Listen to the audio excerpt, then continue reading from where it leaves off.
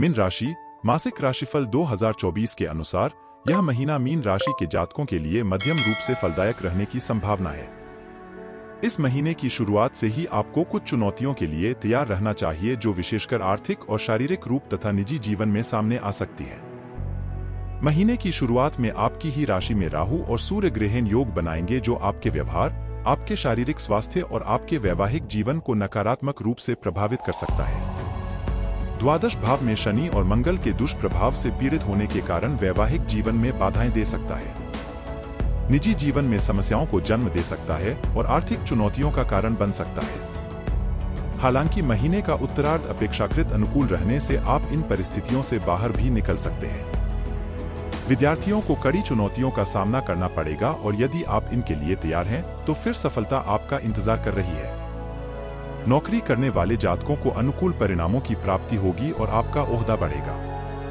व्यापार करने वाले जातकों को संभल कर चलना होगा। कुछ चुनौतियां आपका इंतजार कर रही हैं, जो कानूनी भी हो सकती है। पारिवारिक जीवन में कुछ तनाव के बाद चिंता के बादल छंट जाएंगे। विदेश जाने का सपना पूरा हो सकता है जिससे आपको खुशी मिलेगी। कार्यक्षेत्र करियर के दृष्टिकोण से यह महीना मिश्रित परिणाम लेकर आने वाला है। अभी आप नौकरी करते हैं तो आपके लिए यह महीना अवसरों को जन्म देने वाला महीना हो सकता है। दशम भाव के स्वामी देव गुरु बृहस्पति आपके द्वितीय भाव में विराजमान रहेंगे। इससे आपका कार्यक्षेत्र में ओहदा बढ़ने की संभावना है, यानी कि आपकी पदोन्नति हो सकती है। आपके कार्यों को देखकर और आपके अनुभव के आधार पर आपको नया कार्यभार सौंपा जा सकता है। आपके काम की प्रशंसा होगी। आपको अपनी मेहनत का फल मिलेगा। वरिष्ठ अधिकारी आपको सहयोग देंगे। कार्यक्षेत्र में चुनौतीपूर्ण कार्यों को भी आप आसानी से कर देंगे जिससे आपको चारों तरफ से प्रशंसा मिलेगी। आपके साथ काम करने वाले सहकर्मी भी आपकी तारीफ करते हुए नहीं थकेंगे और इससे आपके चारों ओर का ऐसा माहौल बनेगा जो आपको हर तरह से खुशी और संपन्नता की ओर लेकर जाएगा। छठे भाव के स्वामी सूर्य महाराज प्रथम भाव में रहकर आपको जुझारू बनाएंगे और आपके विरोधियों को भी आप पछाड़ देंगे। प्रतिकूल परिस्थितियों से बाहर निकलकर आप अपने काम पर ध्यान देंगे और उसे बेहतर बनाने में पूरा जी जान लगा देंगे। इससे कार्यक्षेत्र में आपका दबदबा बढ़ेगा। व्यापार करने वाले जातकों को थोड़ा समझना होगा। सप्तम भाव में केतु महाराज पूरे महीने बने रहेंगे और द्वादश भाव में बैठे मंगल महाराज तथा प्रथम भाव में बैठे राहु, सूर्य और शुक्र का प्रभाव आपके सप्तम भाव पर पड़ेगा जिससे व्यापार में उथल पुथल मच सकती है। आपको अपने व्यवसायिक साझेदार से भी अपने संबंधों को दुरुस्त करना होगा, नहीं तो समस्याएं और बढ़ सकती हैं। 13 तारीख को सूर्य आपके दूसरे भाव में चले जाएंगे और 23 तारीख को मंगल आपके प्रथम भाव में आ जाएंगे। इस दौरान भी व्यापार में कुछ समस्याएं आ सकती हैं। आपको कुछ कानूनी अड़चनों का भी सामना करना पड़ सकता है। उनके लिए पहले से तैयार रहेंगे तो भली प्रकार उनका सामना कर पाएंगे। आर्थिक यदि आपकी आर्थिक स्थिति को देखा जाए तो महीने की शुरुआत कुछ कमजोर रहने की संभावना है। आपकी राशि से द्वादश भाव में शनि और मंगल एक साथ विराजमान रहेंगे जिससे आपके खर्चों में अप्रत्याशित बढ़ोतरी होने की संभावना है। यह बेतहाशा खर्च आपको परेशान करके रख देंगे और आपकी आमदनी पर बोझ बन जाएंगे। आपको इन्हें संभालना मुश्किल जान पड़ेगा और इससे आपकी आर्थिक स्थिति बिगड़ने लगेगी। हालांकि राहत की बात यह है कि बृहस्पति और बुध मेष राशि में आपके द्वितीय भाव में महीने की शुरुआत में रहेंगे जो धन संचय करने में भी थोड़ी मदद करेंगे और आप अपनी आमदनी का कुछ हिस्सा बचत में भी लगा सकते हैं जो आपके बैंक बैलेंस को बढ़ाने में मदद कर सकती है। आपको इस महीने विदेशी स्रोतों से धन लाभ होने के प्रबल योग बनेंगे। फिर 13 अप्रैल को सूर्य मेष राशि में दूसरे भाव में आ जाएंगे जिससे वाद विवाद और कोर्ट कचहरी से संबंधित मामलों से आपको धन लाभ प्राप्त हो सकता है। 23 अप्रैल को मंगल द्वादश भाव से निकलकर प्रथम भाव में आ जाएंगे, तब आपके खर्चों में कुछ कमी होनी शुरू हो जाएगी और आपकी आमदनी का रास्ता खुलने लगेगा। यह समय आपके लिए अनुकूल रहेगा। इस प्रकार विशेष रूप से महीने का उत्तरार्ध आपके लिए ज्यादा अनुकूल रहने की संभावना है। नौकरी करने वाले जातकों को अच्छी पदोन्नति मिलने से अर्थ लाभ के योग भी बनेंगे। अष्टम भाव के स्वामी शुक्र महाराज के अपनी उच्च राशि के होकर प्रथम भाव में होने से आपको गुप्त स्रोतों से भी धन लाभ हो सकता है। किसी प्रकार की वसीयत या संपत्ति जो पैतृक रूप से हो आपको प्राप्त हो सकती है अथवा शेयर बाजार से लाभ भी मिल सकता है। स्वास्थ्य यह महीना स्वास्थ्य के दृष्टिकोण से कुछ कमजोर रहने की संभावना है। आपकी राशि के स्वामी देव गुरु बृहस्पति तो द्वितीय भाव में रहकर अच्छी अवस्था में रहेंगे, लेकिन उन पर द्वादश भाव में बैठे शनि देव जी की पूर्ण दृष्टि होगी जो स्वास्थ्य को पीड़ित करेगी। इस महीने आपको मोटापा बढ़ने, वसाजनक बीमारियां होने अथवा कोलेस्ट्रॉल बढ़ने की शिकायत हो सकती है। आपको इस महीने अपना थायराइड का चेकअप भी कराना चाहिए। आपकी राशि में राहु और सूर्य ग्रहण योग बनाएंगे तो साथ में शुक्र भी विराजमान रहेंगे।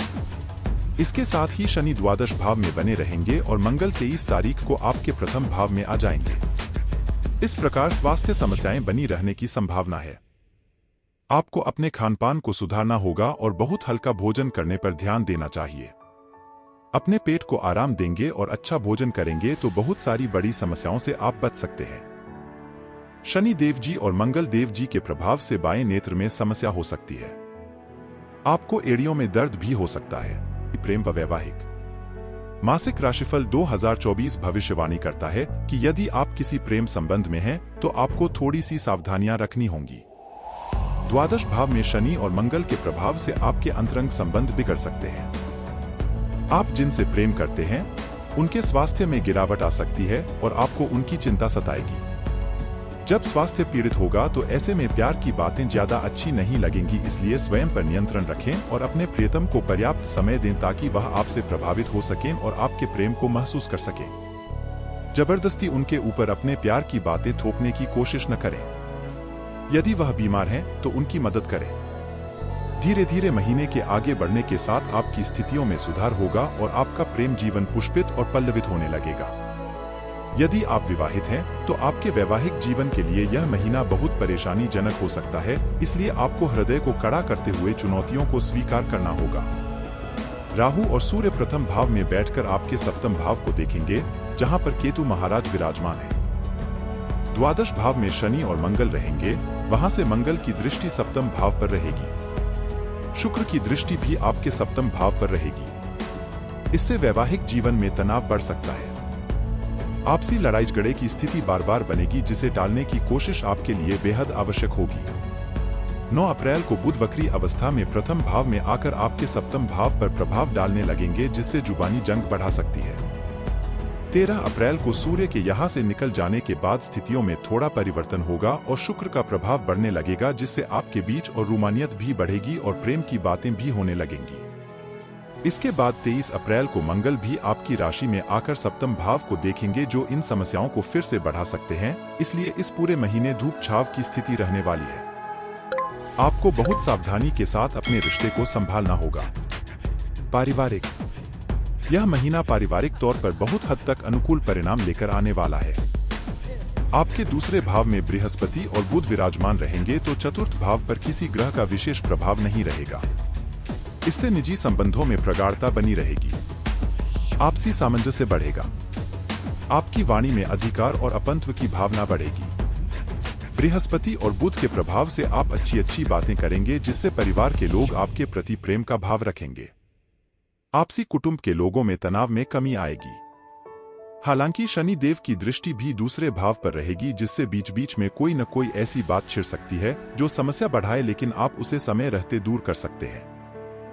महीने के उत्तरार्ध में कुछ चुनौतियां बढ़ सकती हैं, क्योंकि सूर्य महाराज आपके दूसरे भाव में आ जाएंगे और मंगल महाराज आपके प्रथम भाव में आकर चतुर्थ भाव पर पूर्ण दृष्टि डालेंगे, जिससे घर में कुछ उग्रता बढ़ सकती है। लोगों के बीच आपसी सामंजस्य की कमी के कारण घर का माहौल अशांत हो सकता है। ऐसे में धैर्य से काम लेना बेहतर होगा। तीसरे भाव के स्वामी शुक्र महाराज महीने की शुरुआत में आपके प्रथम भाव में रहकर आपको पूर्ण रूप से सहयोग देंगे, जिससे आपके भाई बहनों का भी रवैया आपके प्रति प्रेम पूर्ण बना रहेगा। 24 अप्रैल को शुक्र मेष राशि में आपके दूसरे भाव में प्रवेश करेंगे, जिससे आपके भाई बहन आपकी आर्थिक मदद भी कर सकते हैं। हालांकि इस दौरान आपका उनसे व्यवहार और भी बढ़िया रहेगा तथा आप एक दूसरे के काम आएंगे। यही वास्तव में एक अच्छे रिश्ते की पहचान भी है। उपाय: आपको बुधवार के दिन शाम के समय में काले तिल का दान करना चाहिए। मंगलवार के दिन छोटे बालकों को गुड़ और चने का प्रसाद बांटना चाहिए। उत्तम गुणवत्ता वाला पुखराज रत्न सोने की मुद्रिका में जड़वा कर शुक्ल पक्ष के गुरुवार को दोपहर 12 से 1 के बीच के समय में अपनी तर्जनी अंगुली में धारण करना चाहिए। आपको प्रतिदिन श्री बजरंग बाण स्तोत्र का पाठ करना चाहिए।